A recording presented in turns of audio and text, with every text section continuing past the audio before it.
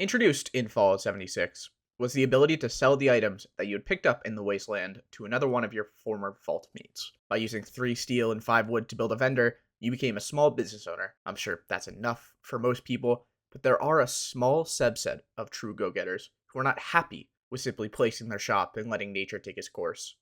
They're ready to take West Virginia by the horns and truly make it their own. After all, empires are built by the hungry.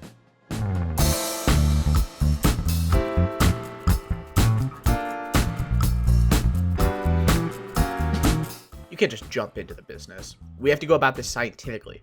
Using good business practices, we'll be able to get the step up that we need to conquer the market. Before you can sell something, you need to gauge just what people actually want to buy. You could be offering the most overpowered weapon of all time, but if no one actually cares and all they want are fusion cores, you're not going to have any buyers. There's only one way to figure out what people are feeling, and that's just to ask them. So with that, we hit the destroyed streets of post-war America and just started asking.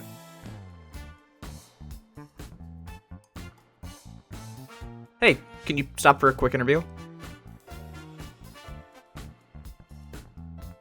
Hey, do you have a sec?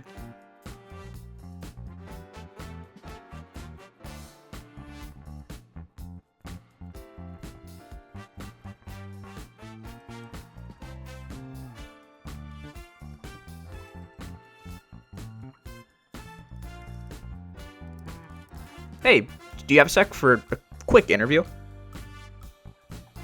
And that didn't really go too well. Most people were either too shy or didn't own a mic. With that door closed, I needed another way to reach out to the public, and as the case with most problems, the solution was found by opening my wallet. I found a market research company that would run a survey for me. And all it costs is 100 real American dollars, but the results were actually quite interesting. The survey ended up polling a total of 114 people, with the first question simply asking if they had ever actually played Fallout 76, where exactly 50%, or 57, of the people said that they had.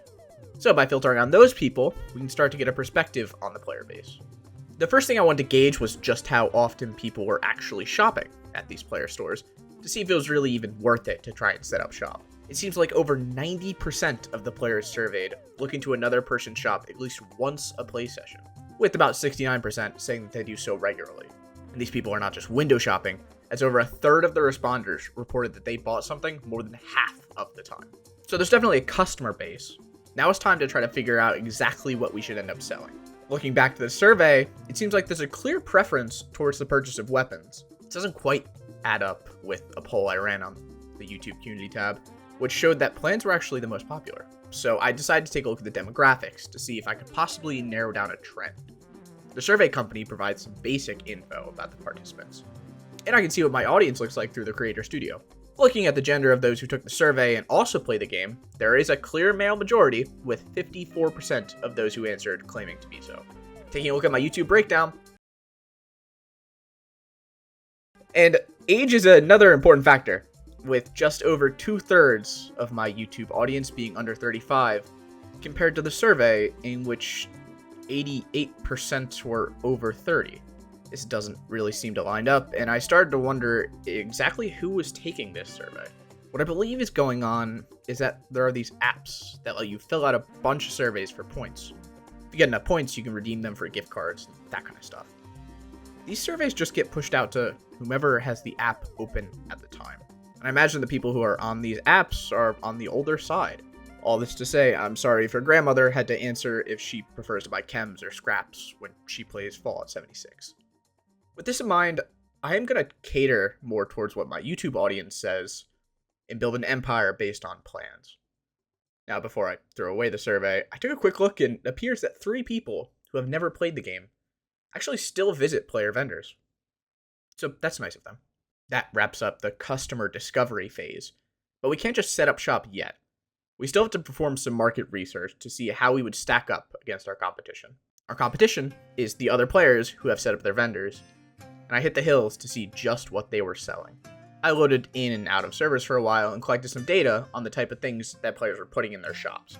After all the world hopping was completed, I ended up with this graph, which shows what percentage of shops I was looking at had at least one item in a given category. For example, it looks like 29.5% of players were selling some sort of armor. Plans are absolutely dominating the market right now, with them featuring in over 95% of player vendors. This could be concerning. I don't want to enter into a saturated market, but just because the market's crowded does not mean it's a bad thing.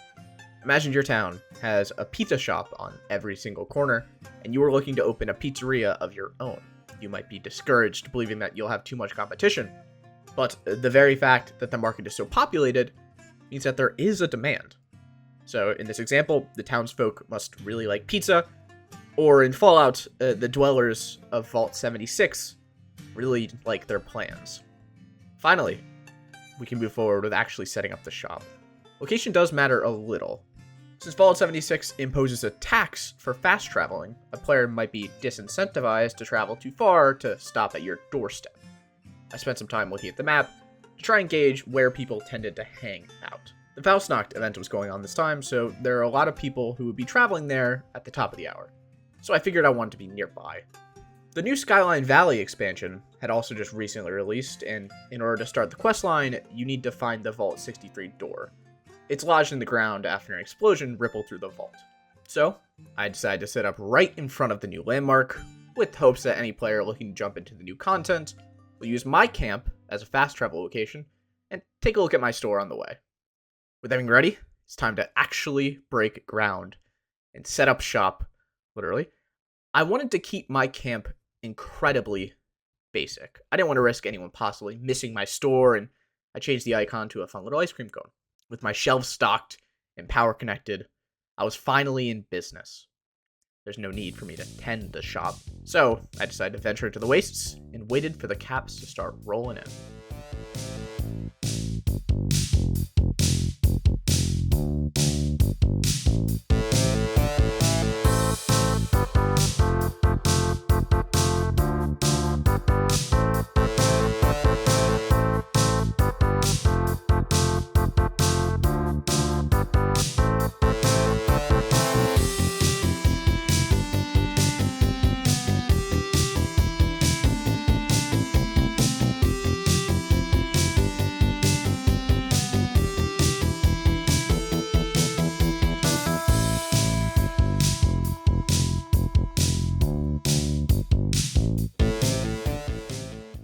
After 5 hours, I had sold a grand total of one item for 45 caps.